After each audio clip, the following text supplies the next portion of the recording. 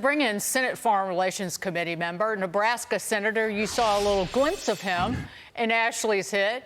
Senator Pete Ricketts, who is leading this charge. Senator, and it's a bipartisan effort. You and Senator John Fetterman have introduced this bill. My question to you is, with respect, all due respect, what took y'all so long? Certainly one of the things that we, as a country, were waking up to back in the first Trump administration was the threat China faced. And when some of the things that have happened more recently, your reporter mentioned it in 2022 about the land purchase around Grand Forks. It's also happened around Fort Bragg in North Carolina. Some of the gate crashing that's gone on by some of these supposed Chinese tourists or things like that. That's really what's raised the awareness here. And frankly, one of the things that we've got to be aware of is that China is wishing us ill. We just also was referenced the attempt to bring dangerous fungus into the United States that would be damaging to our crops. So I think part of it is we had to have the awareness raised. I'm relatively new to the Senate as well, but you also have to find Democrats who are willing to join on with this. So, anything in legislative branch is a process, and what we are getting there now to raise awareness and try and get this bill passed to increase the transparency about these purchases. And frankly, you're seeing it around the country as well, with certain states trying to go forward and actually ban Chinese from owning property and farmland in our country. I want to focus on that extraordinary arrest of those two Chinese students. I say students, I put it in quotes because first of all, they were postdoc grad students working on agricultural products. They had clear expertise in the area of agriculture at the University of Michigan.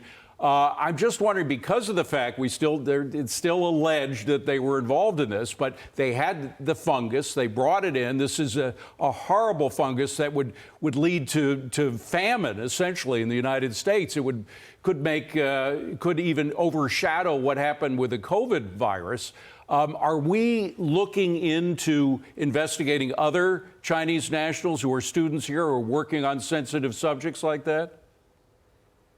There is a lot of work on that. Frankly, one of the things the Chinese have been doing, it started with the Confucius Institutes. When I was governor, I worked with my board of regents to block, and many of them have been taken down across our campuses, but that was just a front for Chinese spying. I've had numerous stories about people who worked on university campuses and what the Chinese students were doing there to either spy or try to exploit or intimidate our own professors. So this is a real danger. And frankly, we need to be taking harsher steps with regard to Chinese students coming to this country. They limit the number of students that we send over there. We should be doing the same.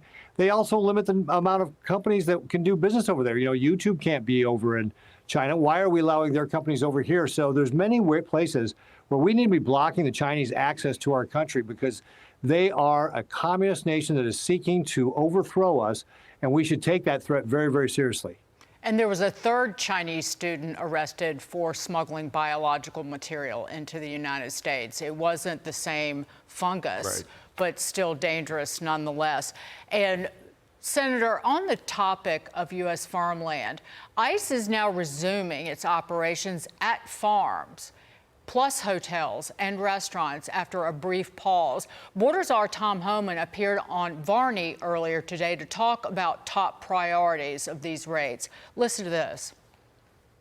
I think what the status is right now is we continue operations on farms and hotels. However, we do it in a prioritized manner. A lot of worksite enforcement operations are based on criminal information, criminal investigations, such as forced labor, such as trafficking, and such as tax fraud and money laundering. Criminals first, national security threats first, but when it comes to hotels and worksite enforcement operations, we prioritize them and put the criminal operations first. Your reaction to that, Senator, because the Secretary of Agriculture, Brooke Rollins, had been advocating to focus the raids elsewhere. And hearing from farmers, they have trouble getting people to come to work on their farms, people who are here legally because of these raids. Treasurer Homan's right, though. They're prioritizing the criminals, certainly the people who are convicted of murder, theft, rape. Those are the sort of things that we know there's probably about 500,000 to 600,000 illegal immigrants in our country that are convicted of those things that we need to be prioritizing getting out of our country first. But at the end of the day, if you came here illegally, you're breaking the law, and the law needs to be enforced. Now, do we want to help our employers be able to hire people legally? Yeah, absolutely. And if there's things we can do beyond E-Verify, we should take a look at what we can do to help our employers.